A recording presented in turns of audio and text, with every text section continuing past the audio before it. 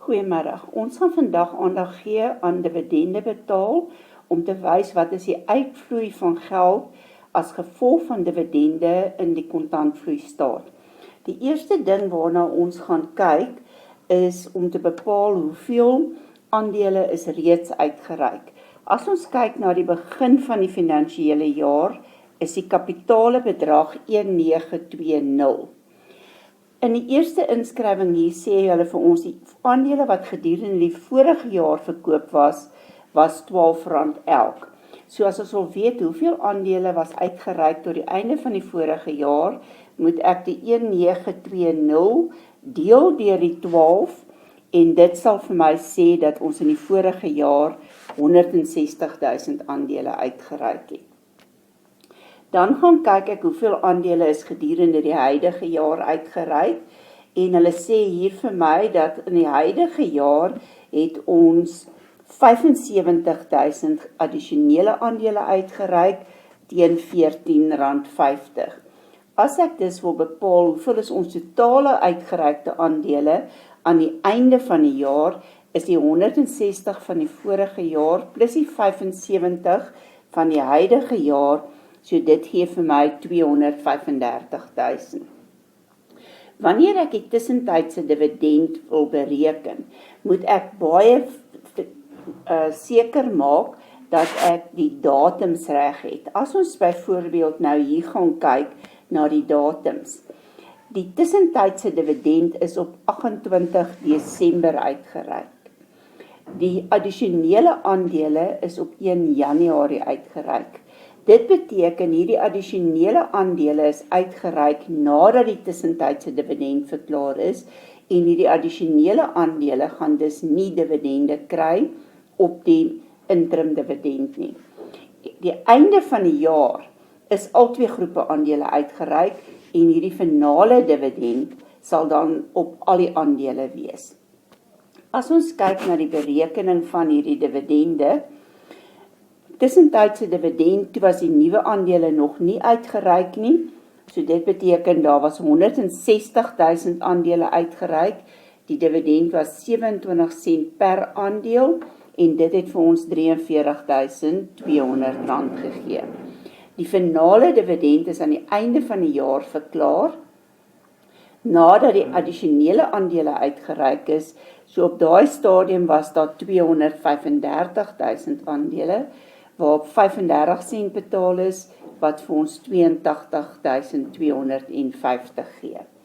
As ons gaan kyk na die saldo's wat hulle vir ons gegee het, sê hulle vir ons hierso, dat die aandeelhouers vir dividende aan die begin van die jaar is 35.200. So dit beteken ek gaan my aandeelhouers vir dividende rekening begin met 'n saldo van 35.200. Dan is daar gedurende die jaar dividende verklaar. So die interim dividend het ons bereken as 43.200.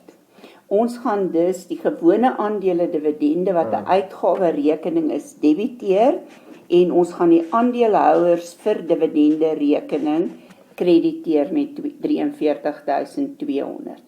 Omdat dit gedurende die jaar uitgereik is, moes dit betaal gewees het. So dividende wat uitstaande is vir die vorige jaar, die 35.200, moes definitief aan die begin van hierdie jaar betaal gewees het. Interim dividende moet altyd betyds betaal word, so dit beteken hierdie 43.200 is ook betaal. So die bank sê vir ons dat die totale bedrag wat hierdie jaar uitgevloei het vir dividende was 78.400. Aan die einde van die jaar is daar 'n finale dividend van 82.250 verklaar. Dit is nog nie betaal nie, want daar was nie tyd om dit te betaal nie, so die dividende wat 'n uitgawe rekening is gedebiteer. Vir wie word die geld geskuld? Vir die aandeelhouers. Hoekom skuld ons die geld vir die aandeelhouers?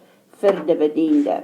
So dit beteken, ek gaan die aandeelhouers krediteer om te wys ons skuld vir hulle geld vir dividende en dit is 'n las vir die besigheid.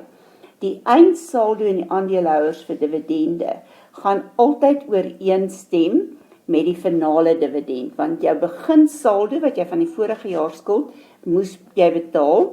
Die interim dividend word altyd betaal, so hierdie eindsaldo is gewoonlik altyd dieselfde as die dividende wat aan die einde van die jaar verklaar is.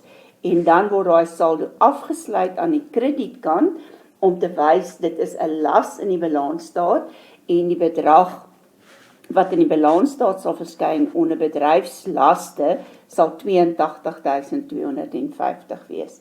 Die dividende betaal is hierdie salderingssyfer wat ons hier bereken het om te kyk wat was die totale uitvloei van geld en dit is die syfer wat ons in die kontantvloeistaat sal toon. Hierdie bedrag sal bestaan uit die dividende wat uitstaande was aan die begin van die jaar plus die interim dividend.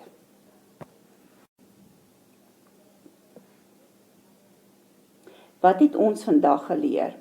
Om die bedrag van dividende te bereken, moet die beginsaldo's en die eindsaldo's van die aandeelhouers in aanmerking geneem word om te kyk hoeveel geld is die begin van die jaar uitstaande aan die aandeelhouers, hoeveel geld word geskuld vir die vorige jaar, wat is die eindsaldo's wat geskuld word aan die aandeelhouers wat nie betyds aan die einde van die jaar betaal is nie.